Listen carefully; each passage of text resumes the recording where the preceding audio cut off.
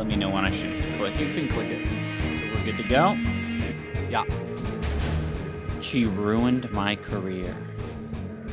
What do you think about that as a podcast title? I mean, we've already discussed this plenty. Yeah. For you and me, this is Yeah. this is typical. Yeah. I think it would be nice. Well, would it be nice to cue people in on that?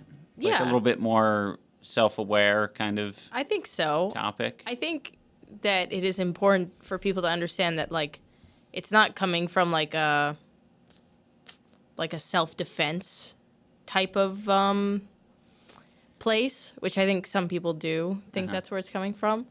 But it's more so coming from, like, I love the idea that one day no one will have any idea what that means. where it came from. Right. But I just think that's cool. Right. Like right now, everybody knows where it came from, but I would I'd like to think like in 10 years we're like Joe Rogan level. Right. And then everybody's like, yeah, it's just the name. I don't know. Right. I do like that. I had the same feeling with something like Fell Off. Yeah. Or of these like hyper specific, like faddish names. But something as specific as She Ruined My Career is like, oh my God, like what the hell? Like, what is that from? We were thinking of more like generic things as well that like encompass like, I guess like fictional dynamics that people portray portray online. Like, Yeah.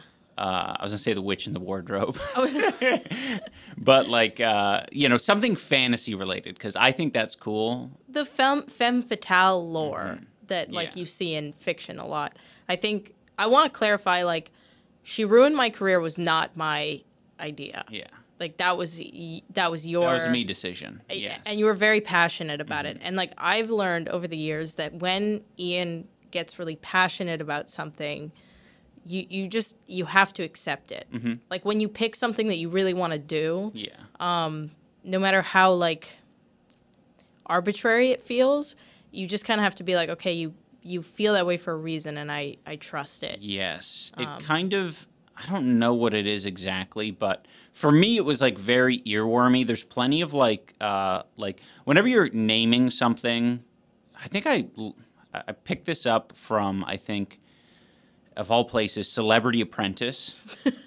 I don't know what season it was, but there was one of the characters had basically said like they were choosing their team names, and they basically.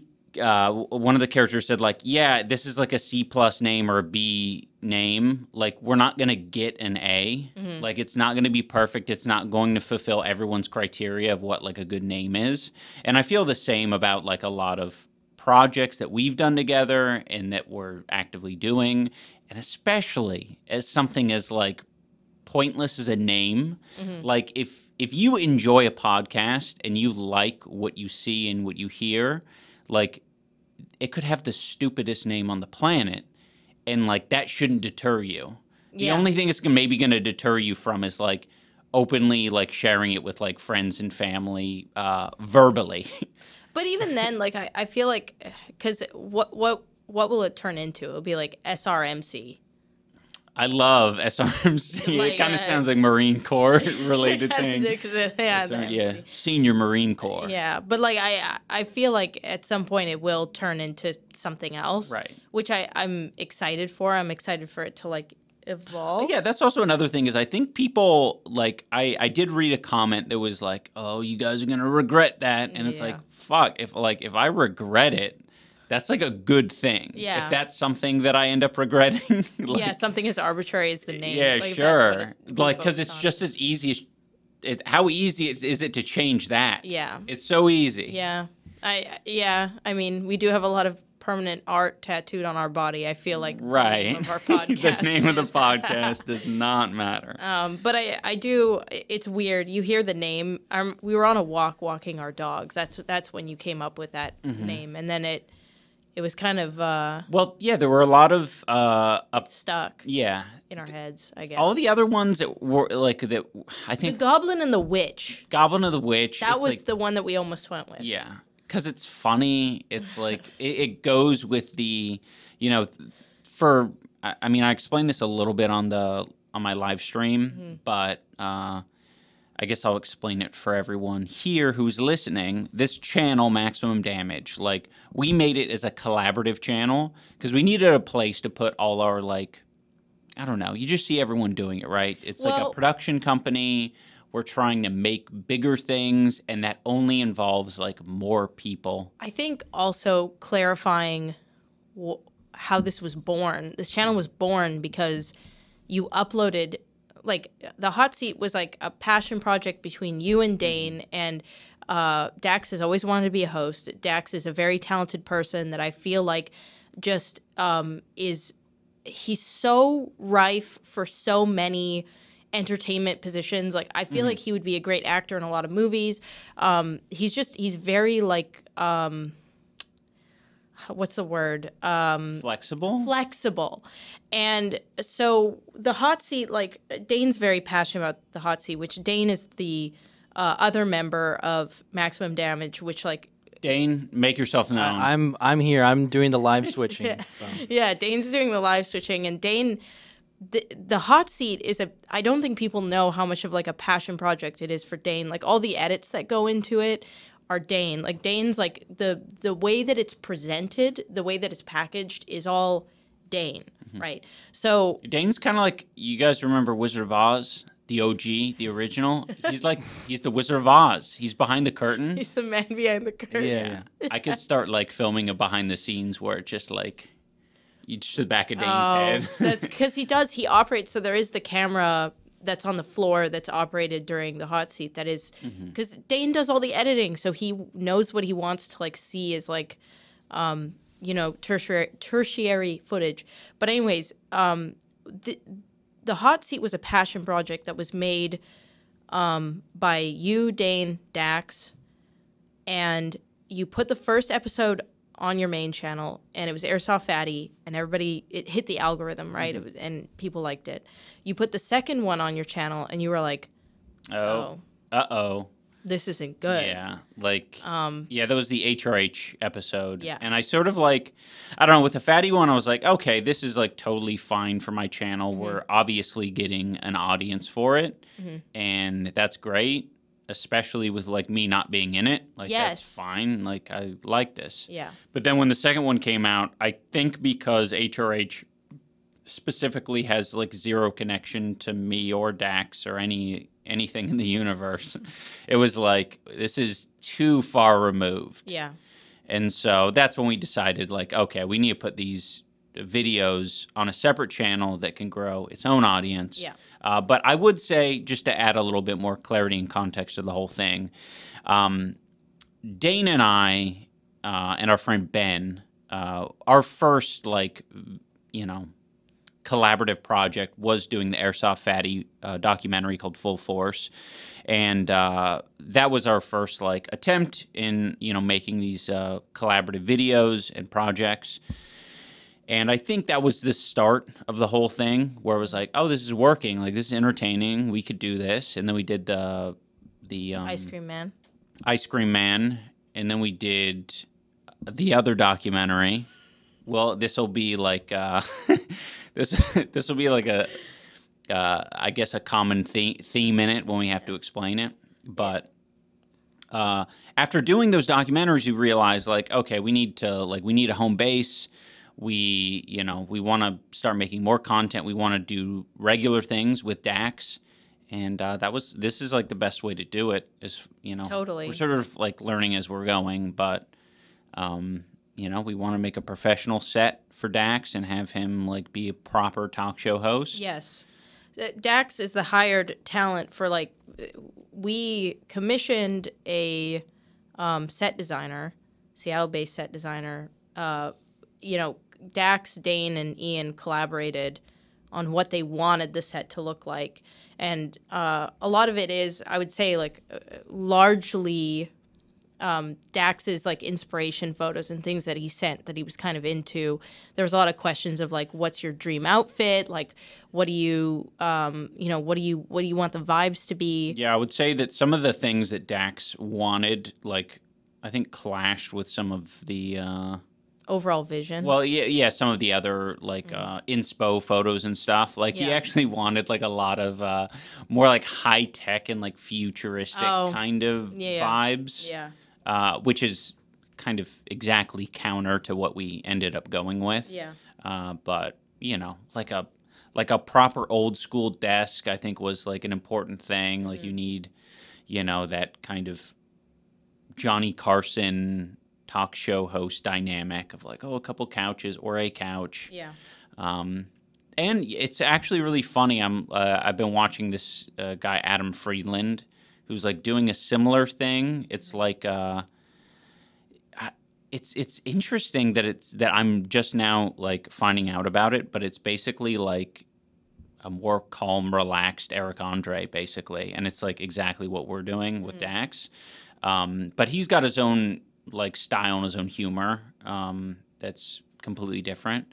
So it is good. I think there is some crossover. Yeah. But you know, it's like it's just like a new format other than podcasting that ends up being like entertaining, like conversations. Yeah, I don't think people understand like the value of somebody like Dax, because I think there are people that are trying to do what Dax does, but it's not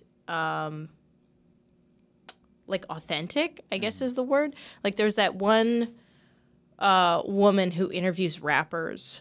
Bobby Alta. Yeah, who like it's kind of supposed to be dead, and it's supposed to be like, you know, leaving Very dry, leaving space, and I think it's interesting because she herself isn't like that. She like has done other projects where she's like very much the opposite of that. Whereas like for Dax, like he is naturally a little dry, but is still very like disarming and always sees people as people no matter who they are. And I think like that combination of like dry but disarming and always seeing people as people, you get things out of people that you normally would never get out of like an interview. And I think that is so like valuable, and I'm so passionate about like that part of like Dax's personality that like I think, you know, there is like an uptick of that type of like it's like the anti-joke of talk shows, right? But I actually don't think anybody can do it like Dax does it. Well, I will say the interesting thing about it, because I didn't have a lot of faith in the hot seat at the beginning. I was like, I don't really know if we can make this like entertaining for a full 30 minutes, right? I'm like, I don't know if people really like the energy that Dax has. I don't know that he as a host can carry the whole thing because, you know, oftentimes what you see with these talk show hosts is that they're comedians and they know how to work a crowd and they know how to like riff fast too. Yeah, like it's meant to keep up with like TikTok culture where you like totally. And yeah, and if you aren't that fast, you maybe do the Eric Andre thing where it's like a lot of post-production like and pre-production shenanigans that just kind of keeps the ball rolling and keeps there like from being no dead air, and if there is dead air it's like extremely intentional. But after watching the first couple of episodes that Dane had edited, I was like, oh shit, I get it now. To be honest, I got it as soon as Skinner was interviewed. The first like. By the way, guys, Skinner, if you're not aware, he was. I think he was the last episode of season 1. Yes, but he was the first that we. But he was the first we filmed, which I'm so thankful for because Skinner is equally as, I would say, honest and disarming and genuinely sees people as Dax.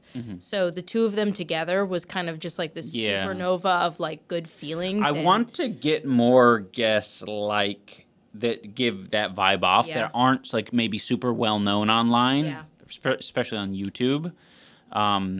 I think Chills on the recent episode gave that vibe off a little bit, right? Where it's like, there's a lot of people out there making content and grinding, but they don't really have the, their face isn't out there and you don't know them as a person so much. Yeah. But I think this was a good opportunity to show, people who like Dylan is. Yeah. It's like, oh shit, like there's a lot of things that I would have been totally shocked and surprised by. I'm like, okay, the guy who narrates horror top tens is Canadian. Yeah. That's a weird one. He likes Muay Thai. Yeah, that was really cool to find out so that he was like, strange. when Chills was one of the original fighters that we were going to have on Creator Clash, and he told us, he was the one who was like, I'm going to go to Florida early and fucking train like 4 months in advance, Yeah. like head down He training. was so ready. And we were like, holy shit. Chills was like that would have been a crazy fight. Chills I think that would have been insane. Yeah. It's too bad. I don't Chills- think, Chills can fight, although I think he's like flirted with the idea. He I think wants to, but once you tell me he told us he has post-concussive. Part of me though says never say never. No, you Who knows? can't. Your brain he's young. No. His brain might be healing. I could not in good Yeah, no, that's faith. fair. Yeah. I know it's hard, but he I felt so bad for him when he called us and told us, because he had to make that decision of whether or not to fight. And I think if we didn't have my experience, Yeah. just like 3 weeks before that. Right. It's very interesting. I guess a little bit behind the curtain for those of you who don't know, Anisa and I have been running a creator boxing event called Creator Clash. And last year this year was Creator Clash 2. And it is interesting when people, because we talk to all of the fighters as often as we can, and it seems like people are really like, they don't want to like disappoint, and they don't want to like, let us down. So a lot of the times fighters will just like keep it to themselves, like extent of injuries, or sometimes fighters will lie about injuries to get out of fights as well. So it's kind of all over the place. I think, if someone doesn't want to fight, I think that's probably the most important takeaway is like if someone got into it and they really don't want to fight for one reason or another, like it's not good to continue doing it. Yeah. Like if you truly don't want to do it, I don't think anyone needs to be like afraid to say like, I don't want to do it. It's so 'Cause you're not hard gonna- because I think the journey has a lot of ups and downs and a lot of moments where even people who ultimately are so happy that they did it, there's like moments where you want to quit. And it's hard to know if it's like somebody who genuinely shouldn't be fighting, like it's just not for them, versus like somebody who had their first day of sparring and just like realized that you're going to get hit in the head. Yeah. You know what I mean? Like, because we told all the fighters year one, including Ian, the first time you spar, everyone unanimously was like, what the fuck am I doing? Like, what is this? I hate this. And then you get into your next round of sparring, and then you're like, okay, that wasn't that bad. And then by third round, you're like, okay, I can do this. Yeah. So it's like, sometimes when fighters are like, I don't know if I want to do this, it's really hard to be like, keep trying, because I can't tell if they're in the state of like, I just had a really bad day, or like, I truly don't want to do this.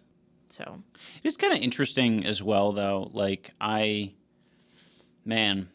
be cool to do more like in-depth, like documenting of like fighters, first time sparring kind of stuff, because I don't know, like, I feel like some people would have some different instincts.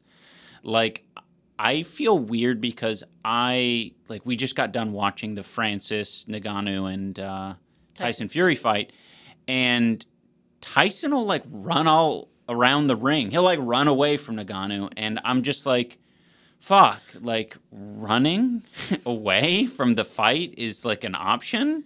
Like, I never like conceptualized that really, like of like kind of taking up the space and like using your space to like create opportunities and stuff like that. But it's like, I don't know, you never know what you're gonna pick up on. And what's going to click for you, or what's going to be your fighting style. I feel like the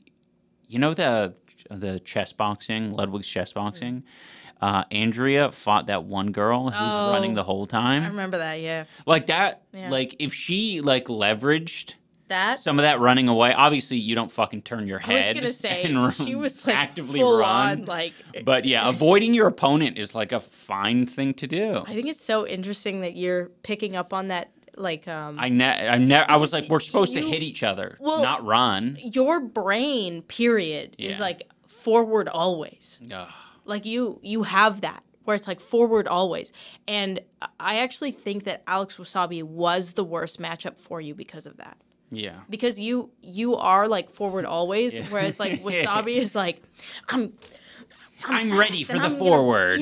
I'm gonna bring the forward on. I'm gonna take my space and blah blah blah blah and hit the points and like you were like forward must punch. Yeah, true. So true. Like, which isn't bad. But it's just like you're kind of walking into punches in that case. But like, I think it's a very admirable style. Like I'm personally very attracted to that fight style. Yes. But suck on the hairs. But I think that like you needed to do, and nobody's gonna know what I'm talking about that's listening to this, but you'll know what I'm talking about. Oh, yeah. You needed to do what B-Dave did to Alex Wasabi, where you were just like, you needed to like desperately run into him and make it like the nastiest fight really ugly, possible. Yeah. I hate that, though. I know. Fuck that. I know. Nah, fuck that. But I think that would have... I'd rather learn other things. Yeah, I mean, that's fair. Yeah, like running away. Yeah. Okay, that was good. We fucking jumped all over the place. I know, we did. But it's all right. Now, centering us really quick. Okay, I just wanted to clear. I feel ahead. like I just want to put a bow on. So this channel is a collaborative channel. Primarily, it's you and Dane's collaborative channel in this office. Dax is obviously like a very good friend, very entertaining. We will have him on a lot of things. You say me and Dane. Like, Yeah. we started it, but you're like a critical part of it. Yeah, I mean, Critical. Like, AJ's always undervaluing her her involvement in these things. I just like because I don't know. Yes. So it's the three of us. We run it together. Yes. And Dax is obviously very entertaining. We value him a lot. We would like to have him on a lot of projects and continue to help push his personal channel. Like, I would love for his personal channel to keep growing. We watch his stuff all the time. But yeah, that's what this channel is. And there'll be videos with like Dane and Ian that will come out soon. Like, I know right now it looks like it's just the podcast and the show, but that's because life had been so hectic for so long. well, yeah, and that's all that we can fucking do right now. figure out to do. I mean, it's like, you know, if we had all the time in the world on our hands, or like this was the only channel that we, you know, posted on, like, all right, cool. But it's a growing process. We're still trying to figure it out. This podcast is probably going to look very different a year from now. Yeah. Yeah, it's just, I think that's the best way to describe it, is for anyone who's confused about the content that's getting uploaded. I mean, it's pretty simple. We run and produce the hot seat because we love Dax and we love the guests that we bring on, like, you know, and it's a good format. We love it. It's different, and it's very different from what we're doing right now. Yeah. You know what I mean? Like, I feel like that we're tangentially related because we run the show, but we want the humor to be like, and we want the pacing and everything to be a bit different. I've actually seen a lot of this recently where people are putting out, like, they have podcast networks.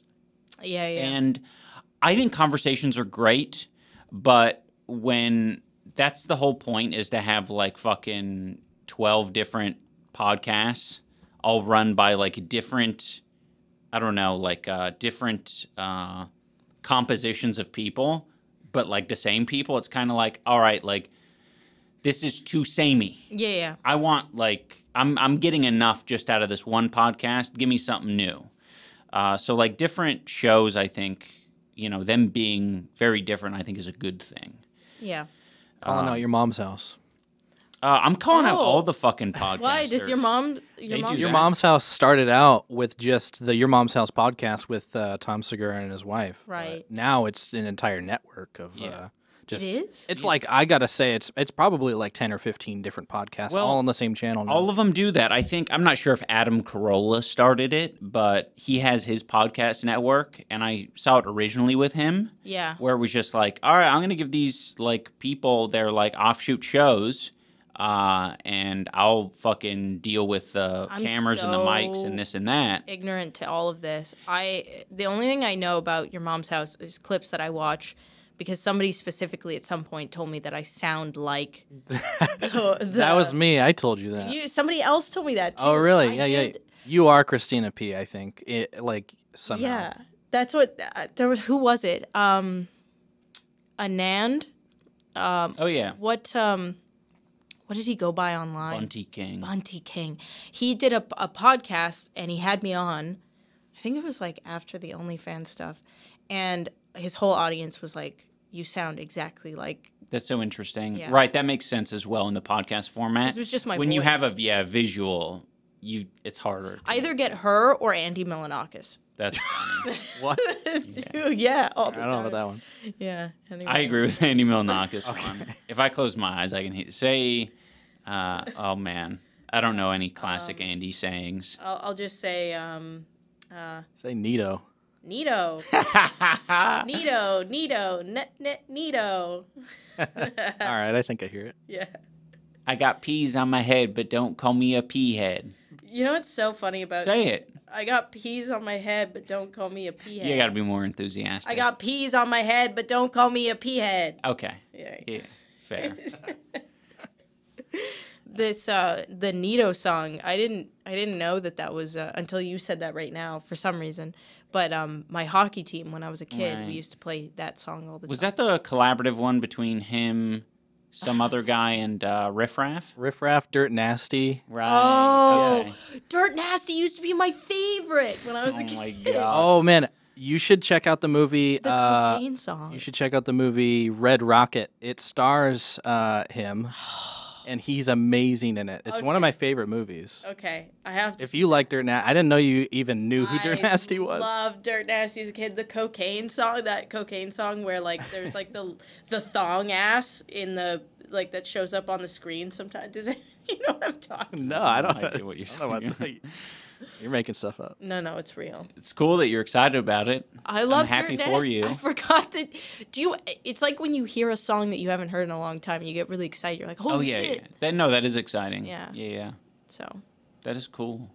Before we wrap up a clarification on what maximum damage is, Oh, though, did yeah. you want to maybe give a little bit of a hint on what we have cooking? Because we were kind of brainstorming ideas the other day for what other things to make, and maybe you can kind of give an idea of like what else to expect. Because I mean, so far it sounds like to the average person we have two products so far, which is the hot seat, which is like a podcast plus, and then a literal podcast. We're not going to make just podcasts. yeah, no.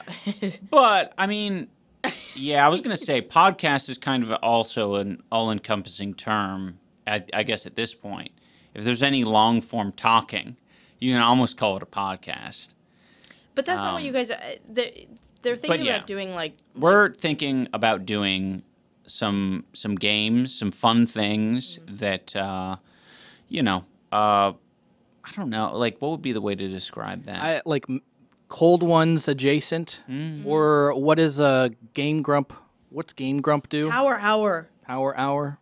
Yeah, I don't know what you call that though. That's like their own name for it. But it's like Just gamifying fun stuff. shit. Like a yeah. bit like Rhett and Link ish. Yeah. Yeah, You know, like I mean, it's just you guys like. it's just there's a games. set thing that you're Yeah. doing, right? Like one of the ideas that we had was like make each other the perfect salad. Mm-hmm. Which I mean, and there was another one that was like. That was music Anisa's rap. idea. Yeah. Don't rat not me claiming that out. one. Everybody's gonna now in the comments is gonna be like, "Stupid bitch." Come Well, on. hey, I'll throw one of my ideas out there. The most, what was it? Something about an Easter basket, like making the most like non-pastel, most badass heavy metal Easter baskets for one another. We have to wait for Easter time though to do that, or we can record it now and just wait Yeah, till Easter to post it. Let's There's record it later today. Okay. there's like song bracket brackets. Yeah. Bracketing Hive things. Mind has a lot of good videos like that. We were taking some inspiration from that. I mean, like, it's definitely just going to be a little bit more varied than what we have going so far. Originally, this was going to be Ian and Dane's gaming channel. Well, that was one of the ideas. Like, and by the way, I'm still not opposed to doing like a Gaming. OG Game Grumps Oni Plays style thing. I think I just have to convince Ian that would be like engaging to people, and maybe people in the comments can say if like, hey, if you want to see us play a video game, Right. like I do not like off the table. explanation though of Anisa saying like this is originally Ian and Dane's gaming channel. It was. Like that's why it's called Maximum Damage. right. You It's guys- your gaming channel. You were gonna do so much damage. You're gonna play Lord of the Rings online, and try to make the most damaging the Golem characters. Game.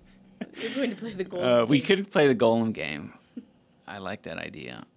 One of my ideas recently is it's kind of like a deep dive video, but basically I would buy up on eBay, like a ton of obscure merchandise and games from a very specific franchise that like came and went or doesn't have a lot of fans behind it, and just essentially become the ultimate fan That is cool. and know like kind of too much about like a really stupid game. Yeah. Especially like all of the games that come from like movie studios. Yeah. Where they're just like Avatar or something like that.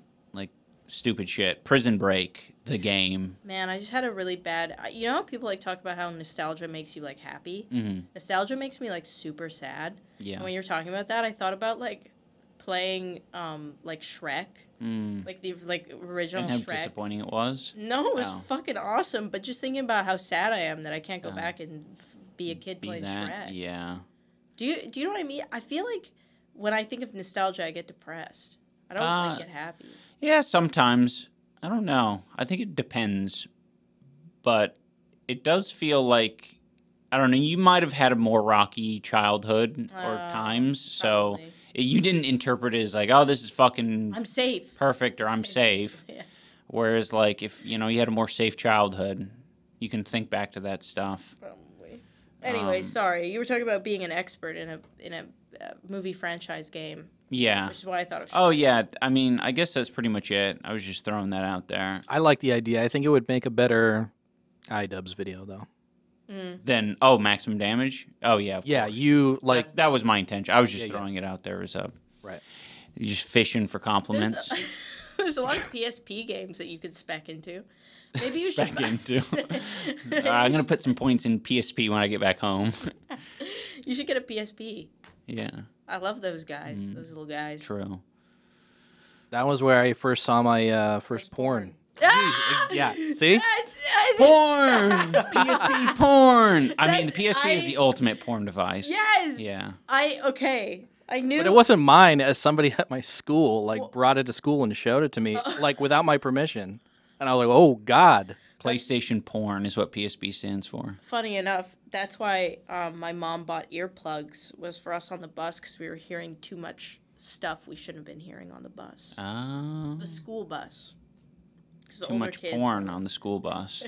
Jesus, people were just fucking watching porn with the full loudspeakers on in the bus.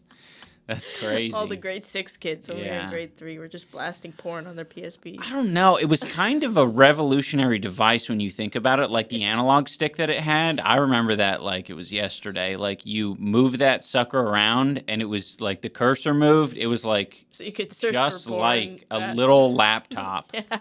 That was No, the it most. was. It was cool. Yeah. And I like that, like, yeah, I think I remember, like, being grounded, but then my mom not understanding, like, PSPs you can, like, access.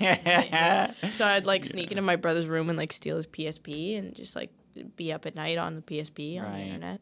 Man, that was one of my worst habits is like not going to bed at like a reasonable time, particularly in like high school. I would just like I had like a man, I had this phase where I had a mini DVD player type thing where like folded out and it had a screen on it. And like I like in normal daytime hours, I'd like play games and do whatever shit in my room. But my parents and I think sister would like be out watching Lost was a big one during that time. And so I'd be playing my games, and then when everyone went to bed, I'd sneak out there. I get the Lost DVDs that they were renting via like Netflix or something like that. And so I would like get my Lost in like late at night, and I would stay up super late watching this shit. So you didn't want to Participate in the family I'm gathering? so confused because like why wouldn't you participate with the family? Because you had a computer in your bedroom. No. Oh, During not that at that time, time. no, Okay. I didn't. Because I always in my head, when you talk about your childhood, I had in my head that you just had a computer in your room and you just like locked. No. That's too rich. Yeah. Yeah. Oh, true. No. That's why I thought you were richer than me because you were like, No. So originally, this was the layout. When we got our first family computer, that was in the living room. Okay. And everyone could access it. Then I upgraded, and that I got a computer all to my own, and that was like a birthday gift or something like that, Christmas gift, and that then went into this like office type of room. And my parents had their own computer in the office room, so it was 2 computers in the office room. So it was still communal. I couldn't go there at night because if my fucking like parents woke up and walked in the kitchen or something, they would definitely know someone was in there on the computer. Okay, so you were budgeting your time where you were like, I know I can play games now because it's allowed. Yeah. And then I'll just watch Lost later. Yeah. And just like being generally like, I guess, a night owl or something. I don't know. There was something about like, maybe felt like I was getting away with something like dubious. It's like, I'm fucking, because a mini DVD player with a fucking screen and everything, I'm like, yeah, it's cool. I like, even if someone came in the room, and sometimes my mom would like peek in or my dad would peek in, and it wouldn't matter because this thing folded up and I just have that under the covers. And I'm just like, I could watch anything on this thing. No one will know. No one will think I'm awake. So when you were doing that, I was playing Game Boy Pokemon. Maybe, yeah. Yeah. That's what I was doing. We'd have to look up the timeline. Yeah, but that's what I was. Yeah, I would Sounds like hide. about familiar. I mean, like I didn't have a PSP. I had the Game Boy. Yeah, And before backlights, you'd have to get like a the light that attaches on. a That little shit apparatus. Yeah. That's negative nostalgia. Yes. I Really? did not have any good associations with that. It was always like out of desperation that I'd use something like that. True. Like or in the essentially car. escapism. Yeah, out of the car. It's just like, fuck, man. Like, just you got- try to put on the overhead light, your parents would scream at you, like, Yeah. shut that fucking thing off. I'm like blind with that on. Well, my parents would always say that the police would pull you over, which, by the way, is a myth. Yeah, That's a myth. I know. They lied to us. Yeah. That myth is still like fucking perpetuated. I think the idea is like they might be more suspicious of you, Yeah. or it just stands out. If it's dark and you see a car with the inner light on, you can see everything that's going on in there. And it's like, I don't know if you want the cops seeing what you're doing, period. True. Even if you're innocent. Yeah, you could be eating a sandwich or something. Yeah. Okay, wait. So when you had the 2 computers in the office, was that when you and your dad were both playing World of Warcraft? Oh yeah. Yeah, fucking- baby. I- He started up way later than me though. It's so fascinating to me. Your dad has always been someone who's like ready to pick things up. Whereas like my dad is the antithesis of that. My dad, until the day that his like mind went, refused to get a cell phone. Refused. Like he was a lawyer Yeah. without a cell phone. Right. Yeah, that's a weird one. So like for me, hearing that your dad played WoW with you is insane. Yeah. Like my dad played like the original Mario Right. and like the Galaga and stuff, but like that's where that Right. ended. Well, that's something I would be curious to see where maybe we like line up compared to the audience. If y'all get to this point in the podcast, what did your dad do? Did he ever Pick up new games. pick up new games, play games with you, or was he 'Cause, like- more along the lines of Anisa's dad? Yeah, he didn't want to didn't want to mess with cell phones at all. He used to like quote Einstein all the time, like because Einstein. But was I mean, like, it kind of depends though, right? Because depends on the category. Maybe technology he was a little bit fuddy-duddy on. yeah. But like trying different cuisines, he was totally about. He loved right? food and he loved music. Yeah. Like his favorite band was like, he loved Blue October, which was like so weird. Like, because I Very was like random. I was like this like little emo kid that like I thought I was so emo and I was playing like Blue October and my dad's like, this is my favorite song. I'm like, how the fuck? Yeah. Like so weird. He liked Green Day. So like I think you're right. There are some things that he was like more open to, but technology in general. So like when you told me that your dad like played WoW with you, I was like, I couldn't even imagine my dad like picking up a controller. Well, we're like, I think old enough, right, to say like maybe we're the last generation of people whose parents were not as into video games. Right. That's 'Cause true. now that I think about it, anybody that I know who's like even a decade younger than I am, like me and Ian are 33. You're 33 now, right?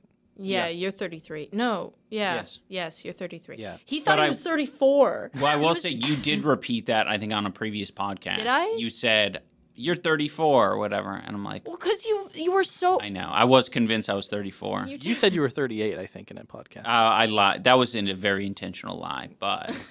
And I think everyone you're should 33. recognize that. I am You're 33. That is accurate. Yeah. But what I was saying is that like there are people that I've talked to who are like 23, and they say that their dad played like video games casually even without them. Yeah. And That is is super interesting. That is interesting. Yeah. Because I think your dad is a little bit of an outlier for our Yeah. age group, Ian. Because Oh, my yeah. parents definitely didn't play fucking Yeah. video games. That's Oh, no, it's so interesting. My dad was, like, big into certain video games that I wasn't into at all, which is, it's kind of cool Yeah. because it does feel like, and it didn't make me more interested in those games, really. So interesting. He played this game on the PS2 called Onimusha, and it was this samurai game that you would slash up, like, demons, and then you would suck their souls into, like, this thing on your arm. How did he find that?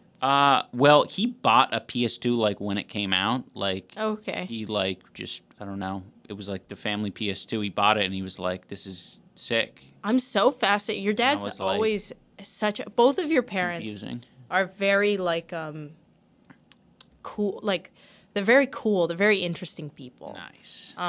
Which is, like, I don't know. I was very glad to marry into your family, honestly, because I've dated like a lot of people whose parents like Right. I don't know. Yeah, it is weird. Yeah, The other game that he liked was Devil May Cry. Have you heard of that one? I have heard of that Yeah. one. Um, Where none of these games that I got Devil May into. Cry. That one is specifically, isn't it like really fucked up? It's just a lot of hack and slash game. There's a lot of demons and things Yeah. that you kill. You just float around as this like white-haired guy. Also, slashing like shit. interesting because like your family's very religious, so like demon killing and shit. Like But it's like every fucking religious family in America who isn't like evangelical, which true, is like, they're like whatever. we know this is fake. Yeah. Are your family was okay with Pokemon and Harry Potter? Yeah. Okay, so that's evangelical. It's like the Pokemon and Harry Potter is bad. But there is this line that I've noticed that, Christians tend to flirt with, which is like they'll watch like a cartoon or something, like they'll see some butt cheeks in SpongeBob and they'll be like, this show is just too much. I had a friend whose mom would not let her watch Looney Tunes because Porky Pig did not have That is pants. so fucking stupid, man. Out of all the battles to fight, that is not the one. well. To be fair, you could see his Porky Pig cock. It was on his His big ass. hog. He saw his hog. It was so. on his ass. It was curly. Yeah, no, that's true. It's fucked up. Oh, wait, you're saying his It was a duck penis on his ass. Okay, I like that. Yeah, it is fucked up now that I think about it in that way. Yeah. Yuck. But yeah, okay, so let's just jump out of that topic. Okay, sorry. That was fun. Yeah. But there are so many topics that we haven't. I have about 50 things on this list, and I've checked off 2, Sorry. Okay. which is crazy. It's my fault. I jump away. No, it's okay. It's fun. So one thing I want to address is lately, Anisa and I have been watching Deal or No Deal on just some random like Samsung channel. I guess you get channels if you get like a Samsung Smart TV. They just come preloaded or something. And we were both, alive and well and eyes to the TV when Deal or No Deal was popular. So it's like kind of nostalgic to go back and watch that late at night. And especially seeing Howie, because now we're seeing like Howie's podcast and stuff. And it feels like so young. Yeah, so long ago. He was so But young. it wasn't that long ago. No. But it has been enlightening to see how much stuff was on TV back then. We might even be surprised of what's on TV now, but we haven't touched cable. I think what was shocking to me was Fear Factor. We like accidentally switched to Fear Factor, and I was like, "What the fuck?" Like Ian was like, "How is this on TV?" Yeah, because it was like this is literally the setup. It was a tank, like a fish tank, and they put a bunch of garter snakes in the and just like a random little sweet boa. Yeah, blonde little boa that definitely did not want to be there. And this woman is just like bobbing for apples as plums. Bobbing for plums. These like snakes. The boa's like, what the fuck is happening? Yeah. And it was very anticlimactic as well. Well, it was just one of these things where it was like, I do not envy coming up with the challenges on Fear Factor. Because for me, it reminds me a lot of like even coming up with the ideas for Deadly Twister with Max. You have to come up with like a new like icky or edgy thing for each spot on the map. And it's like, how many things can you like get away with doing that is also like impactful and people aren't going to be like, whatever. Like that's like a Tuesday for me. Has there been a Fear Factor challenge that has stayed with you for your whole life? Because there's one for me. I think there was one where they were like actively like consuming like bull semen that one sat with me, but the one that guts or blood or comes something up with for me all the time. I'm not even kidding. It actually ruins pizza for me sometimes. There was this one challenge where they had to eat a pizza that had clotted blood, maggots, and blue cheese on it. And that's specific, because I can, in my mind's eye, just imagine all of that. I know what that tastes like. Yeah. And sometimes when I eat something... Interesting. It's familiar enough. It makes me gag. That's funny. The idea of adding, like okay or delicious things to something that's putrid is like like them adding, what was it, feta cheese? Blue cheese. Yeah, the idea of adding blue cheese to something like that would just wreck blue cheese for you for life. You ordered the gorgonzola on your mod pizza, and I was like, I want to try this, and it was like instant. And it's not because I don't like that flavor profile. I love it, but like... Fear Factor, because I do agree with you that like there's a lot of Fear Factor challenges where it's like I feel bad for the producers because like how many times can you, but there were some where it like sat with me my whole life. That is interesting. Yeah, this one it was more like a PETA thing, like an animal rights thing. You're just kind of like you're like, okay, like why do we have like 50 snakes in a aquarium of water? They're not even aquatic. Well, like this isn't. Garter snakes swim. They swim. But even still, it was just like they're like moving around. I'm like, you're biting for apples. I know you're gonna bite. You're gonna bite a snake, and we're not gonna really see it. I know, and you're just gonna injure the snake, and then it's just gonna be like, okay, that was uncomfortable. Yeah, because like I mean, we should make a new one. All three of us. Uncomfortable Factor. That's what we should make.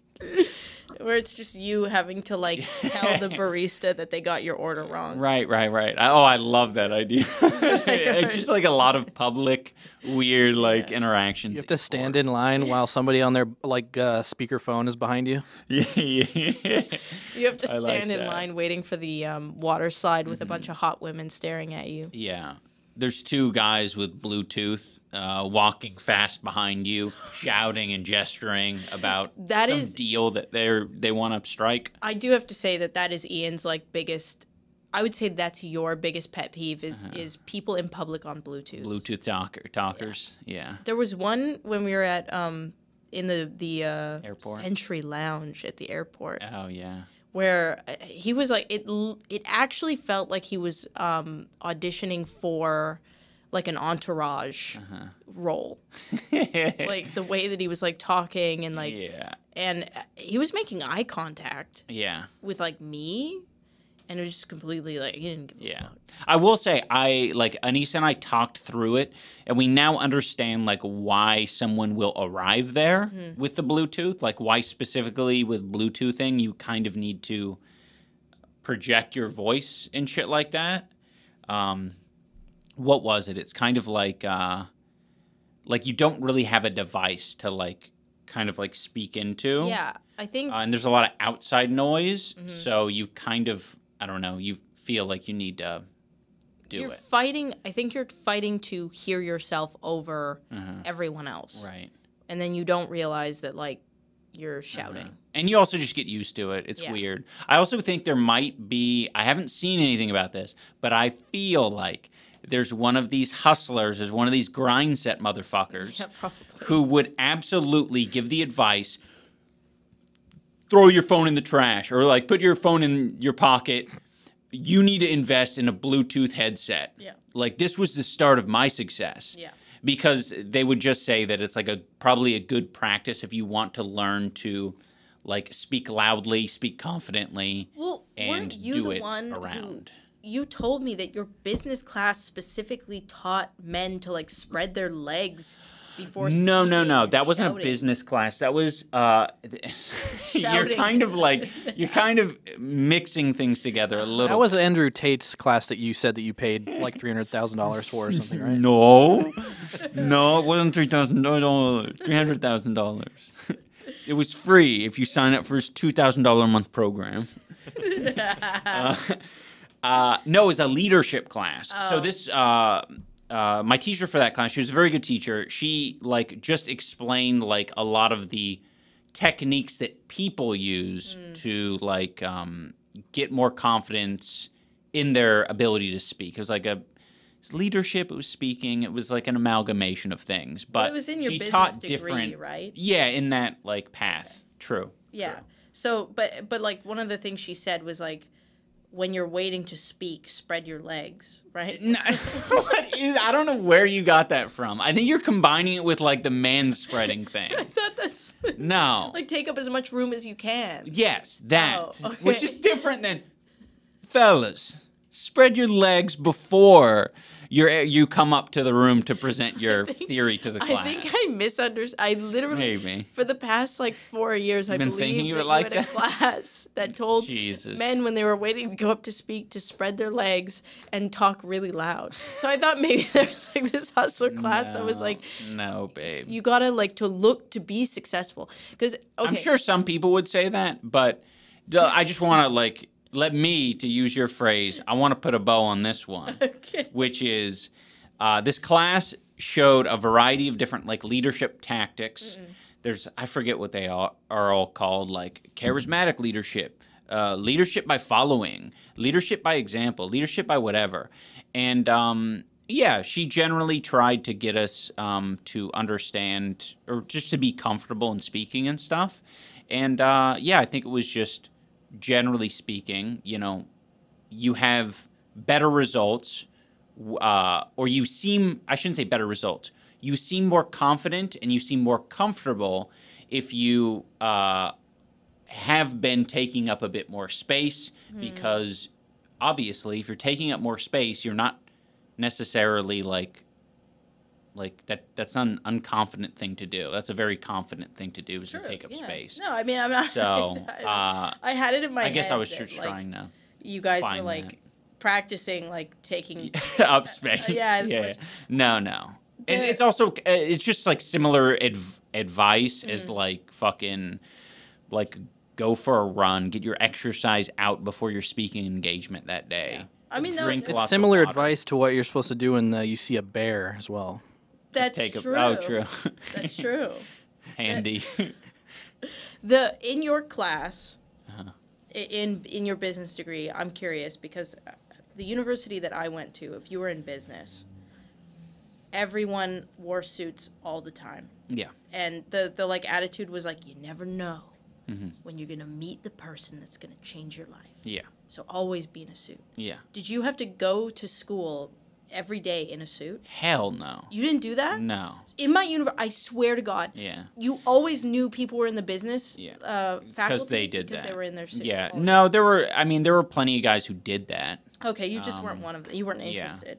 Specifically guys. Plenty of men. So women didn't show up like Yeah, they weren't sporting like a the women pantsuit or anything. in my degree, Yeah. or not my degree, but in Your school. my school, Yeah. they would, yeah. Interesting. Yeah, I don't know. Like some guys would do that. You could tell that some guys were like all about it and they were like actively like they were actively doing businessy shit like while they were in school. Trying to get connections. Meanwhile, I'm like fucking collaborating with like Filthy Frank and stepping in spaghetti and shit, and I'm like, Well, you did court your professor into like getting interested in, not sexually, the one that you talked about on Anthony Padilla, the one that was like interested in your grind and like, so I mean, it's not like you weren't like, he was interested in the grind, but yeah, it was like morbid curiosity. yeah, but it was kind of a business move, True. you know, Yeah. because you were going to Australia. No, that makes sense. That is a business thing to do. Yeah. Is like,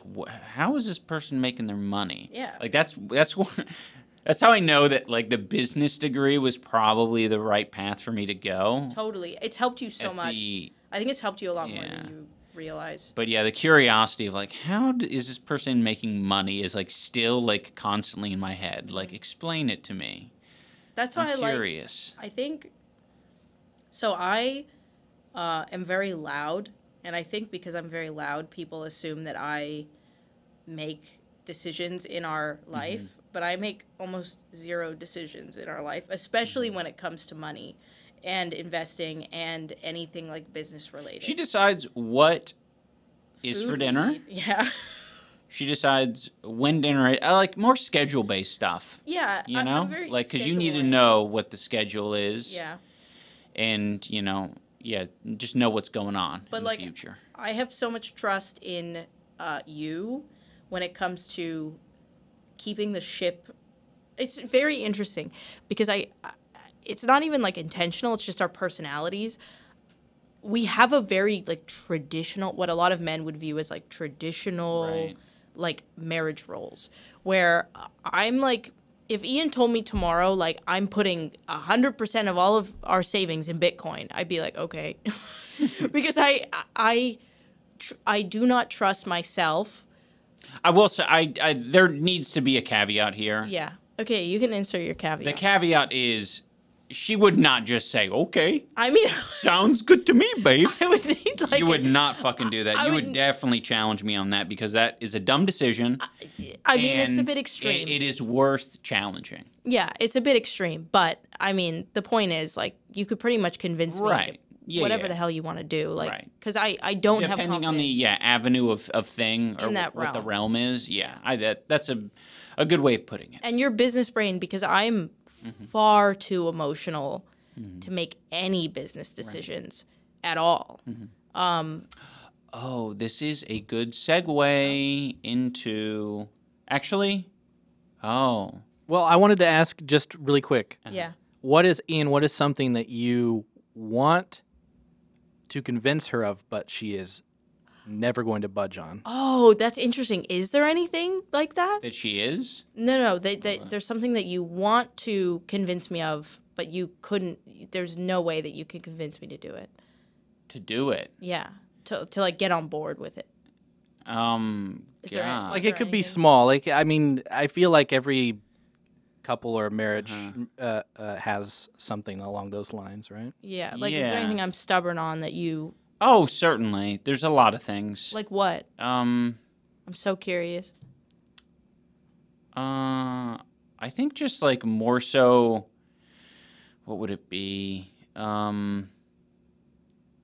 I don't know. My head's immediately going to like these like daily things where it's just like fucking, I don't know, getting coffee or whatever. Like That's silly, the- stupid things. The I guess it's topical because I love breakfast and I love getting breakfast. Ian hates breakfast and like doesn't. Least important meal of the day, as I call it. You're not excited about it at all. So it's really interesting though, because we actually are changing it because you don't want to get breakfast anymore. So we actually went shopping yesterday so I can like make food at home for breakfast. So that's not I did budge on that one. Yeah, exactly. We have to pick something else. I don't know. I haven't given it much thought. I can come back to it next podcast maybe because it's not something that I actively think about. I'm trying to think if there's anything that vice versa, because you're the more I would say you're the more rigid one out of the two of us. Is there anything? Oh, I don't know. There's things that you're fucking rigid on. Like, I don't think you would want to... Like, I would be fine with, like, living in California again. Yeah, I think... I would be fine maybe even living in fucking, like, a kind of another random shit state. You know what I mean? Like, that doesn't have, like, wildlife or clean air or whatever. Yeah, that's true. I think I'm trying to get us to Canada. Yeah. That's my goal, is to get us to Canada. Right. And Ian's goal is to save as much money as possible and be near... I think that's... Like, save as much money as possible is a terrible phrasing for that. Yeah. I would say be sustainable. Be sustainable. Yeah. Yeah. Because that is not, like, I would say for the past, like, 4 years, it's just been like the complete opposite of the prior 4 years, which was, save money and, just, hoard money, in a lot of ways. We were hoarders for sure. But, these previous 4 years, it's been spend on all sorts of stuff and not really like look out for our own pocketbooks. Which has been like a huge shift. So I do think that's what, like, interesting to talk about is like, the first 5 years of our relationship was intense hoarding of money on both of our parts, right? Neither of us spent money at all. We slept on a mattress with no bed frame. We wanted the cheapest home possible. And you were making the most money at that time. Yeah, I was going to say, for the record, this isn't a woe is us. This is how sad that you're making money and you can't afford... a bed frame, but you're not getting it? Yeah. No, we had a brain disease of, like, we were just terrified of spending money. And I think it's interesting because we went from that brain disease of, like, we can't spend money, period. We didn't go on vacation. We didn't do anything. And then, for some reason, it was after you went on the Graham Stephan podcast, you were like, I realized that we don't spend very much. And I want to try and spend more. And I think we, like... Yeah. Something happened in our brain. Because we ended up... Well, it's this realization of, like, what are we doing? What's the point in living life? Yeah. And because my dad got sick, and my dad always had this, like... idea. Something that stuck in my head was my dad was always like, when I retire, I'll go on a cruise. And that obviously never happened. So my brain was like, okay, that... I'm going to... For my dad's sake. Yeah. Oh, yeah. And for the record, I'm not sure if anyone knows this. I'm going to tell a story for you. Okay. Oh, wow. Cool. Well, not much of a story. Anisa's dad was diagnosed with Alzheimer's at a very young age. Yeah. How many years ago at this point? Maybe 5, 6? 7. It was like 2 years into our relationship. But yeah, it happened really fast. Sorry, how old is he? So he got diagnosed at 53, and that got really bad at 56. Right. And now he's 59. Yeah. So, the reason Anisa was saying that, using her dad as an example, is, it's very sad because he did have this idea and he was at a very young age. And how could you predict that you're going to get Alzheimer's at 53? 53. Like, it's, that's tough. Yeah. And we didn't want to, live our lives that way. So, we adopted a little bit more of a spending, treat ourselves philosophy. Which started with a mattress. Which started with a bed frame. Bed frame first? Yeah. Okay, bed frame. And then we were like, oh, this is fucking epic. And then it was a mattress. Yeah, then we got a mattress. And then that was epic. Yeah. And then we started... It was kind of cool because, all of these stupid things that I'd always, like, brush away, like all of the the dumb advertisements that they use to like sell you mattresses. Like you spend over half your life sleeping. I was like, yeah. You know, once we got that mattress and it felt good on my back, I'm like, yeah, that actually makes sense. Yeah. This does feel better I than think how I've been sleeping. we like slowly though lost the plot. And then what happened was we were like, we've stored up all this money. Ian's career is doing well. We're happy. We had like gotten to the point, because our relationship wasn't always like as solid as it is now, as in like, you know, every relationship, like there's turmoil. We're figuring each other out. We're not like, our trust isn't We're not on the 100% same there. page. We're not on the same page. And then when we started, Oh, also, we don't have the same goals. Our goals aren't aligned. our goals weren't aligned. We were trying to figure things out, right? And I think in all long-term relationships, there comes a time where you have to make that like decision of like, is this somebody that I can live my life with and I want to live my life with, or do we like walk away?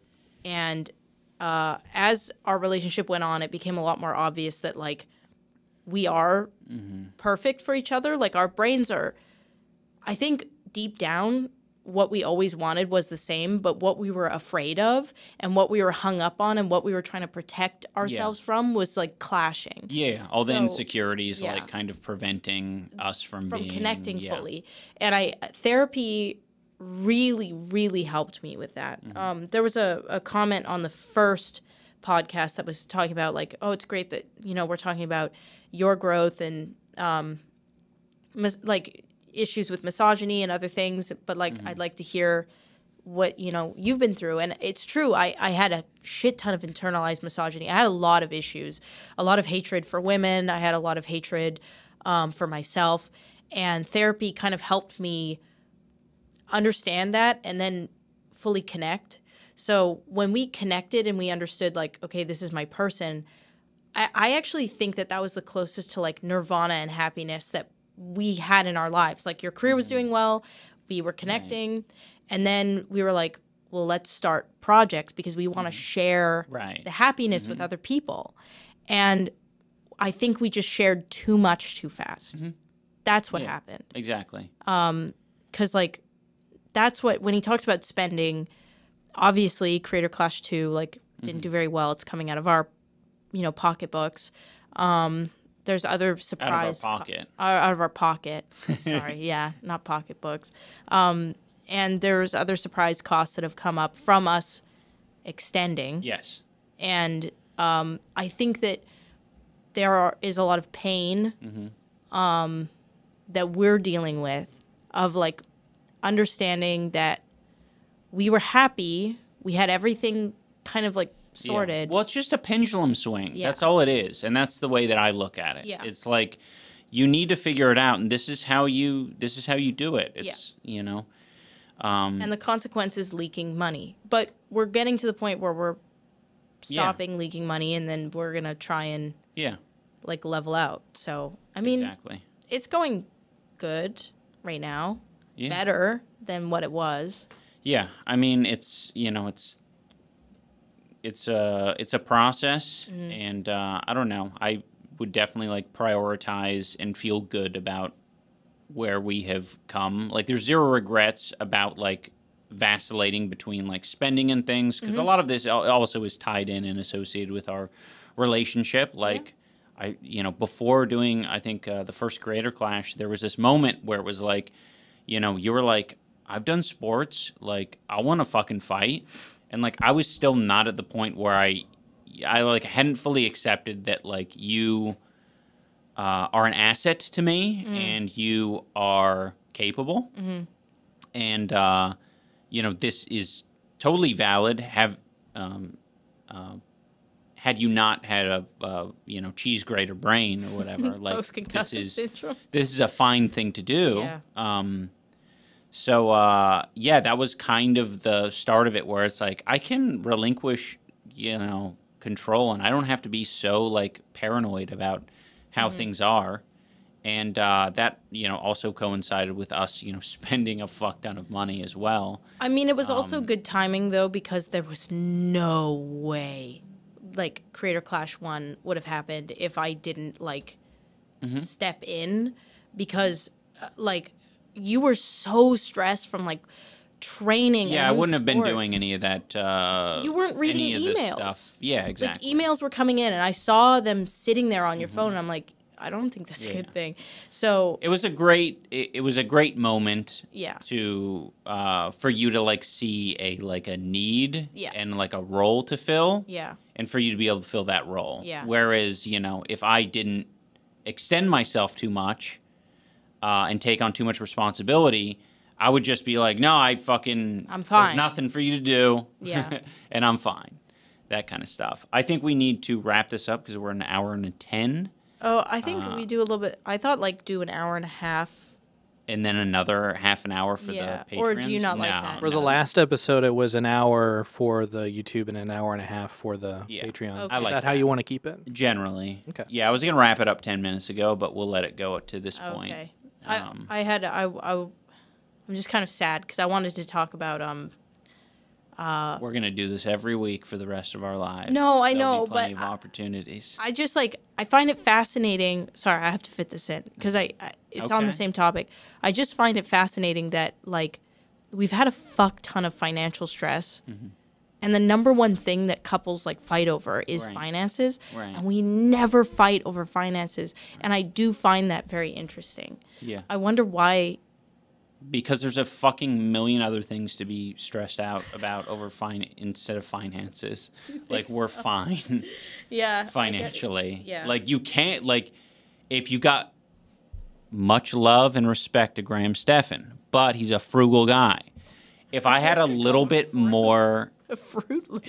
if I had a little bit more Graham Stephan brain, like, there would be a lot of things to fucking worry about right now, right? Yeah. Because you stress about all these different fucking things. Yeah. Like, you can make all these things a stress point, or you can not make them a stress point. And you can say, I'm going to worry about the mortgage and this. Or I'm just going to fucking break it down to this and that. Or, like, there's ways of doing it, and there's ways of...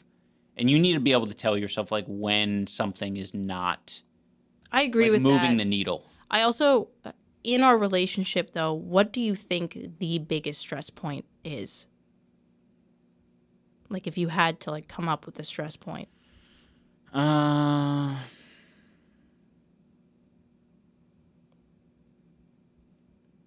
don't know. I mean, it's been great. Like, YouTube. Yeah. Yeah. I mean, Internet, online, people commenting on our relationship. That's It's so ironic. point. It isn't. That's so ironic Mm-hmm. that the most like the biggest stress point in our relationship is not. It's like Yeah. other people. yeah. That's like sad. Yeah. That's sad. It is sad, but it's also like, I don't know. It's all relative. You know what my biggest stress point in our relationship is? Huh. You burping into my mouth Yeah. all the time. It's an accident. I don't know. It just it's like, I don't know. You don't think about it. It's like kind of like breathing. It's just not. Like, oh, fucking It's- get the shit out of my mouth. It's not. Yeah. Occasionally, it will just be We one were- of my breaths. We were walking at the lake. Okay. Well, let's. Okay, sorry. We're gonna stop it here. No, you don't have to be sorry. I just need. Subscribe I to the- just need to fucking interrupt it. Subscribe to the Patreon if you want to hear the burping in AJ's mouth story. If you want to hear the burping in my mouth story, Yes. subscribe to Patreon. You'll learn a lot. Yeah. Okay, you can go Say ahead good- now. Say goodbye. Oh, bye. Bye. Hasta la vista.